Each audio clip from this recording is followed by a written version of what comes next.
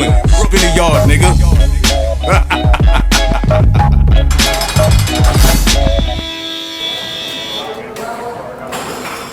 You know what I'm saying? High risk, high reward. Yeah, exactly. That's a big high risk and a high reward. I know, but there's some real foul play, man. These niggas is vicious, yo. I'm giving you the clean version. Universal is vicious. Mm. And there's still a potential case behind it. But we talking about big money, 9 figures. You understand? For Murder Inc. Mm-hmm. And when we first did our deal, it was a 50-50 joint venture. So they're technically our partner. Right. So when they stop paying us for money that's due us, we're like, that's our partner, and they're not paying us. It's fucking nuts. That means they got 100% of the money and didn't give us our piece. And we sitting there waiting, and then we had to sign away the potential chance if we go to jail in a system that's 98, almost 99% conviction, Yep. that if we get convicted, they own everything 100%. But when we win, they don't. So when you ask how do we get back, now they got to sit back at the table. But we found out they cooperate. So it's not a good conversation. They don't want to do the deals we're looking for. They got to buy back the 50% if they want that. Y'all 50%. If they want it. Mm-hmm. Or we originally, Ron Sweeney negotiated, our lawyer, one of the best lawyers in the game, Brian Robinson, one of the best lawyers in the music business, period, negotiated where we retain 100% ownership and they're going to pay for all the marketing and promotion. And for some reason, some way, again, and I never told the story, but they got Irv, one of the guys in Universal, I forget his name right now, or I'm omitting his name right now, I know who it is. You understand? Got him to get rid of Ron Sweeney and Brian Robinson as our attorneys and go get a guy named Donald Passman. Donald Passman wrote a book. Donald Passman, yeah, he wrote the book. He wrote the book. How to succeed in the music business. He's like, you want the best deal, you go get Donald. This is what Irv, so Irv was like, okay. Ron Sweeney and Brian are black. Donald, of course, is, white Jew boy. Yeah. And sure enough, he gets Donald Passman.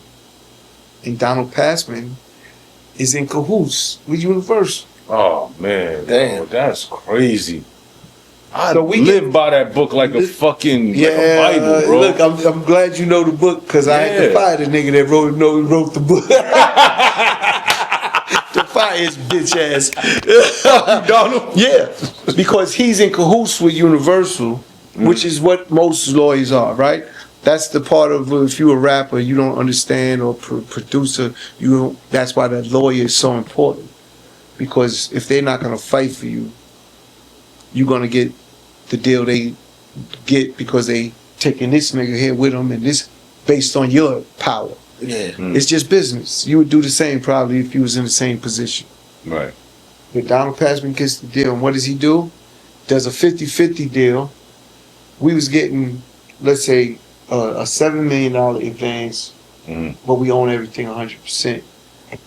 He gets a 50-50 deal and gets us almost 20. 20 million. Yes, but Okay. we're 50-50. So when you start doing it, it don't add up. Oh, all right. So The value of 50% of the masters, we sold them 300, so that's 150 million, and we only Okay. get an additional. You understand? Yeah. Say So 10, we get an additional 10 million. right. It's business. The rape and pillage real, and Irv was excited at the time because it was more money. But the 50-50, that we're back, we reverted back to a 50-50 deal. Right. And then the next part of that is they didn't do nothing to promote us no more. We had the #1 record with Lloyd. Shout out Lottie. What up, boy? You know what I'm saying? Yeah. The U with him and Lil Wayne, fresh off the trial. And then Ja Rule did that record with Lil Wayne. But I'm just saying, right off the trial, we got the #1 record in the country, and then we don't get the #1 album. They don't support us. They gave Music Soul Child, ends up beating us out, who has like 1/10 of our audience. Shout out Music Soul Child. I'm not knocking him. I'm just saying he wasn't nowhere as big as we are. And then that's when Irv called a meeting.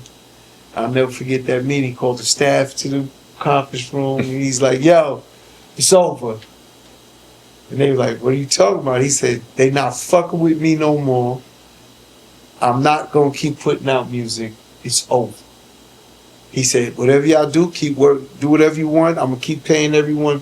We had another like a year and a half left on the contract. He said, I'll pay everyone, find another job.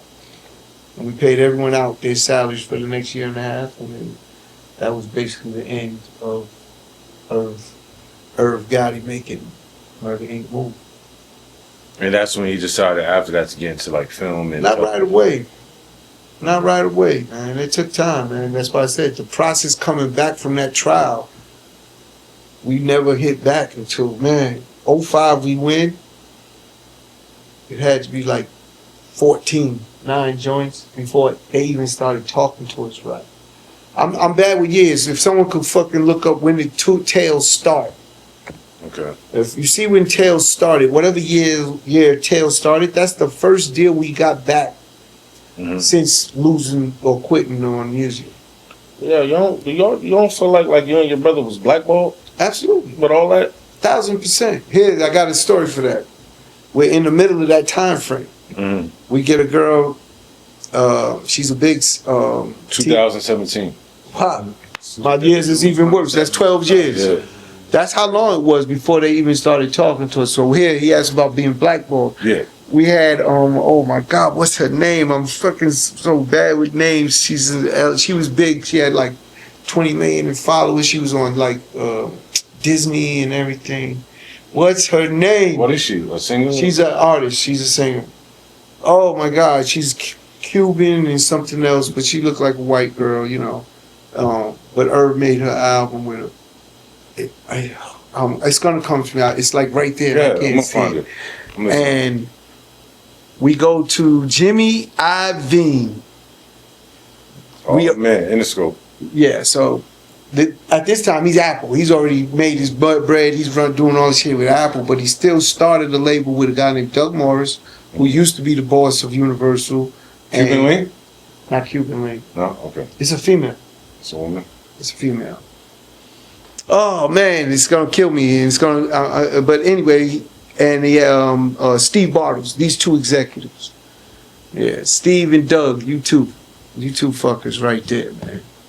What's crazy is I don't care because I don't do business with niggas no more. I don't care. Right. But when I used to go into meetings, I'm not an educated dude. But I learned from hard losing. You know what I'm saying? The hard way. You try something, you win, you lose, and you remember how it worked. But when I went to meetings and I wanted to hear everything, I would make sure I had a record of everything someone's saying. Okay. You know what I'm saying? So when I'm in with Jimmy, me and Irv and Jimmy, I'm letting Irv do his selling and tell him. And he's like, yo, she got all of this. He's like, he plays the music. Jimmy loves the music. Irv and Jimmy were like this. You know, Jimmy was trying to steal Irv at one time, and Leo went to Doug Morris, who was the boss of all of them at the time. And Doug said, you can't leave Leo to go to Jimmy, which is bullshit. Again, they blocked her. But at the end of the day, Jimmy loved the music. He loved the artists. He seen the numbers. He was like, oh my God, this is a no-brainer. So he calls Doug. He's like, I just gave them $200 million to start this label up. Doug Morris and Steve Bartles. Calls him up, and then I got all this on record. And Jimmy's like, did you get the music? Because we went to them first. Yeah.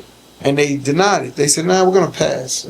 So we went to Jimmy. Jimmy's like, we love this shit. So he said, did you get the music from Irv and Chris? They came and, yeah. And, yo, they say, you really want us to do business with those guys again?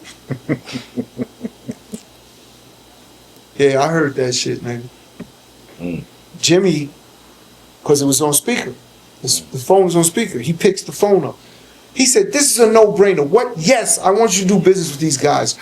Listen to the music and call me back. Hangs up. They call back, and he's like, the music's good. Now, mind you, they told us they heard it already and just gonna pass. They didn't like it. They didn't even listen to it till after that. And then they was like, Jimmy says, give the girl $1.5 million. Give these guys this much money for marketing. He laid the whole deal out for them on the call. We laughing, joking like we got the deal, you know. And when they call, it's before we even get out the door of Jimmy's office, they call Irv. Hey, Herb, man, we listened to this stuff, and Herb got it on speaker. Mm-hmm. And he's like, we changed our mind. We want to do the deal, not knowing we was in the office. They didn't know we were there with Jimmy when he did everything. Mm-hmm. And me and Herb looked at each other, but then right after the call, and he was like, yeah, we're gonna put this deal together. We want to do it. And Herb looked at me, and I looked at him, I said, don't ever fucking tell me they fuck with us no more. That lets you know, these are the two biggest, arguably, executives in music, letting you know that there was discussions about doing business with Herb and Chris Gotti in music. Mm-hmm. So when you say was we blackballed, there's no doubt in my mind. That's the proof. Aside from all the things that happened, that's the proof that they had no more dealing with us no more. Nah, because I hear everything you say, like, that you got to go through with your films and everything. And I say, like, I told somebody, like, yo, it was at one point in time, y'all was the hottest Facts. on the planet. Facts. And I'm like, it ain't just because they got into a rap beef. Like, they just blackballs. Like they just they just flat out blackball. You know, because they pick and choose who out the group they keep relevant. You know, and then they push everybody else around. It's crazy because I don't really do these podcasts like that much. You know what I'm saying? I'm doing some now because of the movie, right? Or to promote the movie. Well, you fuck with me too, bro. Of course. Aside from this that. is my friend. Aside from that, this is my. He called me. My OG, triple OG. All right. I'm coming. I'm not like you niggas. So at the end of the day, with all of that, it's like they didn't want to let us do anything no more. So look, 17, we went on trial in 2017, and that's in TV. And why we get that? It's really Jay-Z and Stephen Hill, who used to be the CEO of BT. Irv had the idea with Tales to be pitching. He was trying to pitch just a pilot. One show. Give me the budget. Let's go make the show so you could see what it looked like. And it's him and Jay-Z and Stephen Hill. And he's why Jay-Z was in that meeting? It's just, it wasn't like they was just together. Oh, okay. And it all came up. And then Irv tells Steve said to Jay, what do you think? And Jay's exact words, if I was you, I'd just give Irv whatever he wanted and get out the fucking way. I heard Irv say that. I heard Irv actually say that, yeah. That's a fact. Irv said Jay said that, yeah. That's a fact. That's Jay's words exactly to Stephen Hill. And Stephen Hill basically said, okay, you not a pilot. I'm giving you 10 episodes. Go. And here's your budget. It was like 1.2 the first year per episode. Yeah, you know, and the rest of history was the number one slot again. But Irv is an uncontrollable force. Yeah. The reason Tales doesn't exist anymore, the guy that's in charge, he told, who's a black man, said, nigga, you ain't black. You don't know this fucking culture. Irv said that to him? I don't want to say his name. No. He said it to the head guy at BT, who's a black man. Brooklyn, spin a yard, nigga.